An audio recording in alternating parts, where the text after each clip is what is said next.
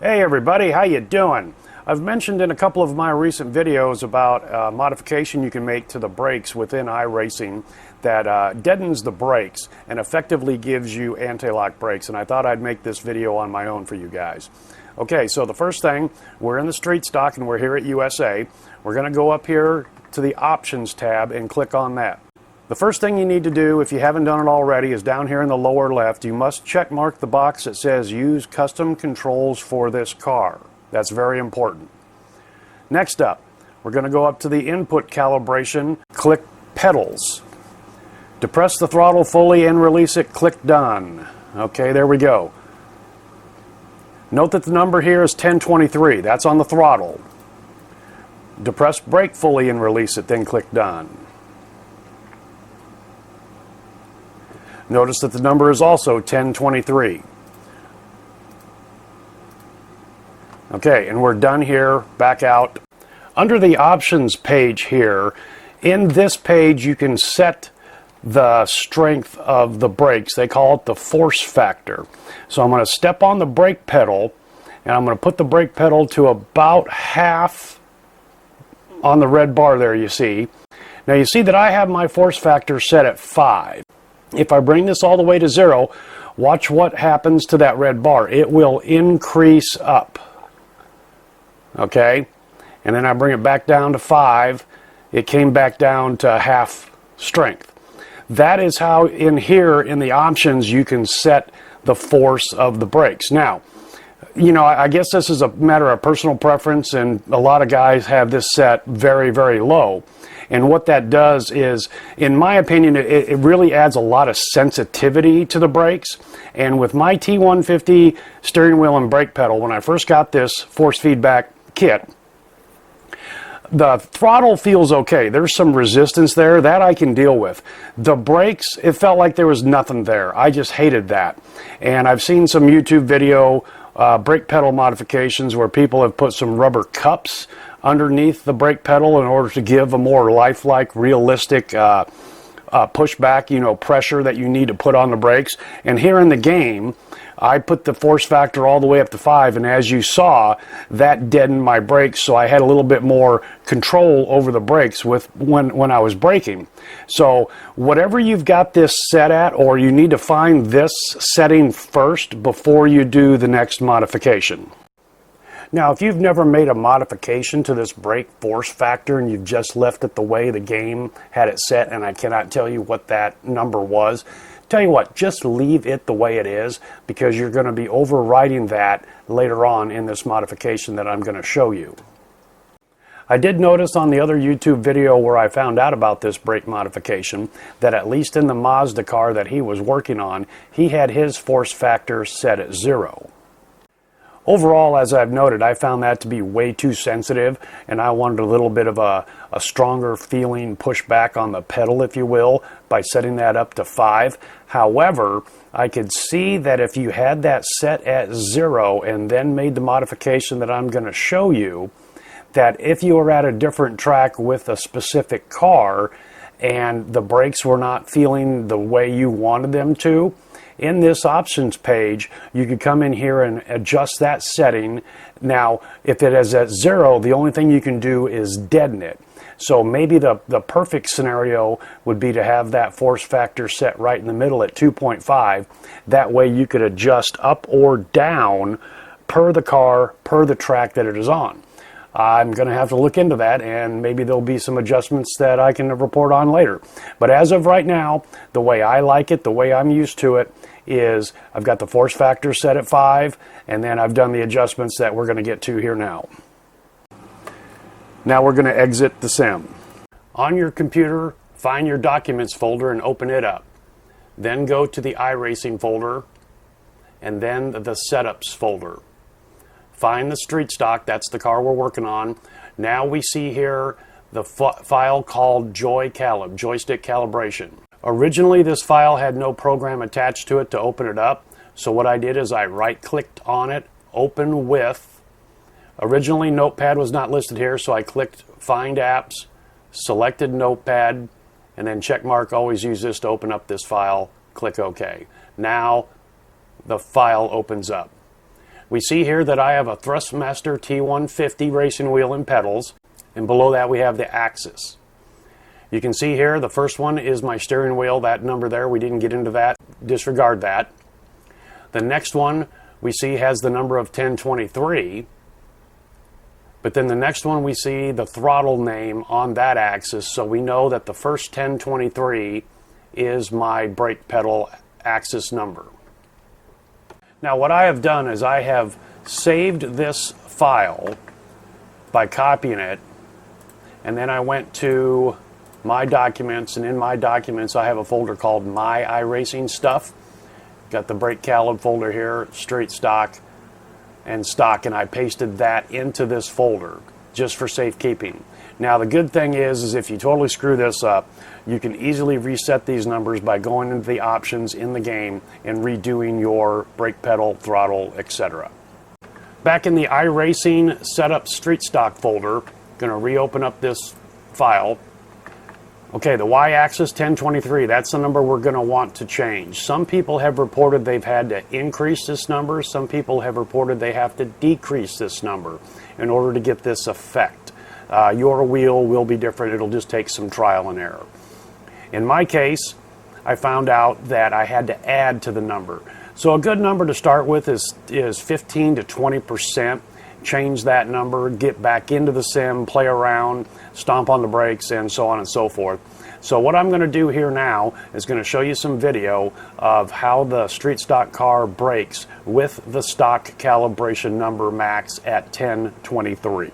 Okay, in the car here, the first thing I'm going to do is take about a pace lap or so, as I have noted before, get some heat in the rotors, the brake rotors, and I'm going to do that here because the brakes have a tendency to grab. You want to do this with just about any car, but it seems to be especially true here in the street stock. Okay, going to get up to about pace lap speed here and add some brake. Now see if, I don't know if you're going to be able to hear this, can you hear the brake squeal?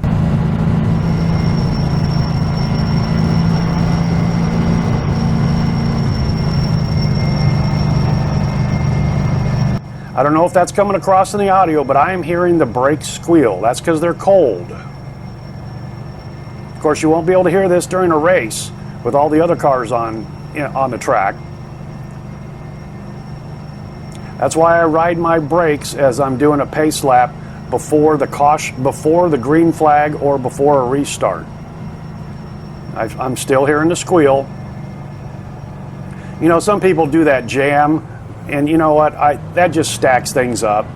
Just ride your brake pedal. Maintain a pace lap speed.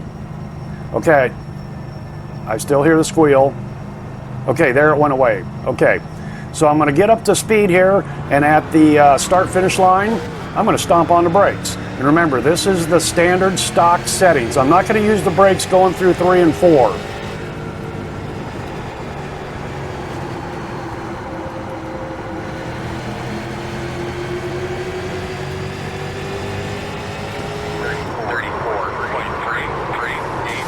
Okay, let's jump out and take a look from the outside view.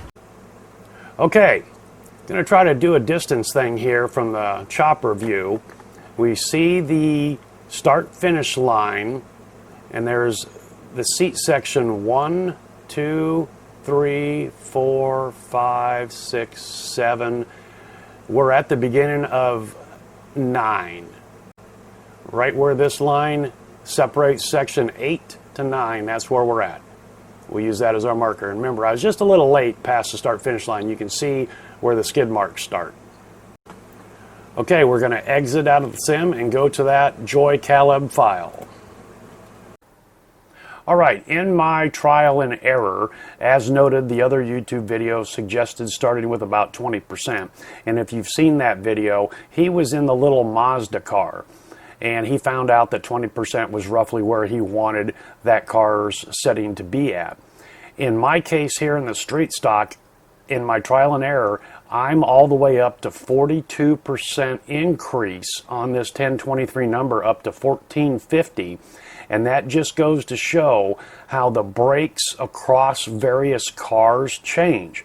And by that what I mean is if you just have the stock settings, you've got a lot more brake in the little Mazda than you do in the big heavy street stock car. And that's why you have to have that use custom controls check marked in the options and do this for each and every car. So like I said, I have found out that 42% increase is what I like the feeling at, and that means my max calib is at 1450. All right, let's jump in the sim, stomp on the brakes, see what happened. Okay, gonna duplicate what I did before, get some heat in those rotors until that squeak disappears, the brake rotor squeak.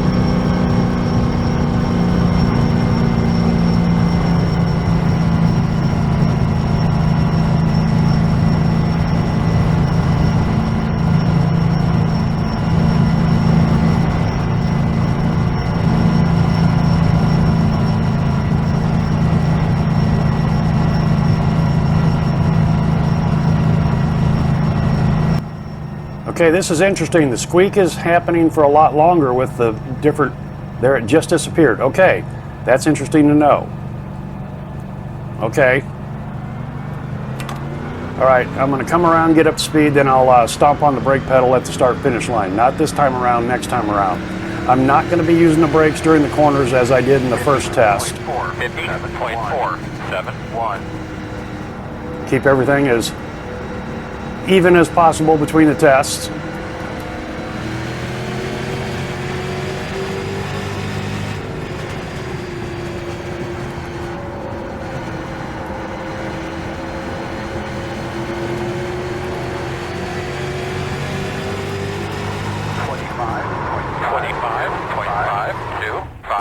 All right, let's take a look. All right, you can see here that we basically came to stop at the same point, but it was a heck of a lot smoother stop and a lot straighter. And remember, that was under full speed. When I've done some other tests at lower speeds, it is just spectacular the way the car reacts versus, you know, pulling left or pulling right or whatnot. So we didn't really gain anything on the stopping distance, but the fact that the brakes are deadened just a little bit and we gain the same stopping distance, but a lot cleaner stop, that's a benefit in my book. 34.25,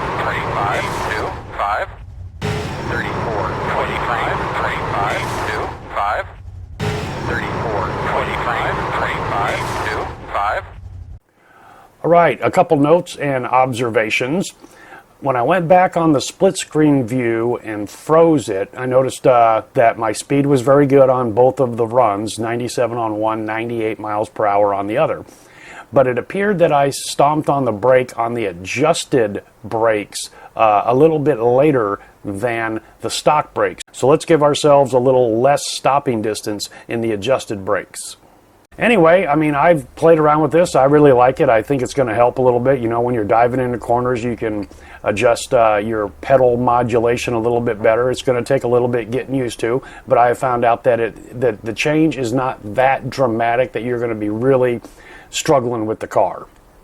Okay, the other last thing I wanted to note is once you get to the threshold, whatever that is on each individual car, and here in my case with the street stock it was 1450, you change that number by just a few points, you know, from 1450 to say 1475, you've got no brakes. And that was very interesting to feel.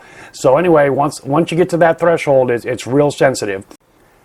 I saved a copy of that JoyCalib file in my personal saved files on the computer. That way, if you ever have to go back and recalibrate your steering wheel and your pedals, you can then just drop that file in the iRacing setups folder of the specific car. It'll overwrite it, and then you've got your custom brake pedal. All right, I hope some of you guys can take this and put it to use with some positive results. Thanks for coming along for the ride, and I'll see you next time.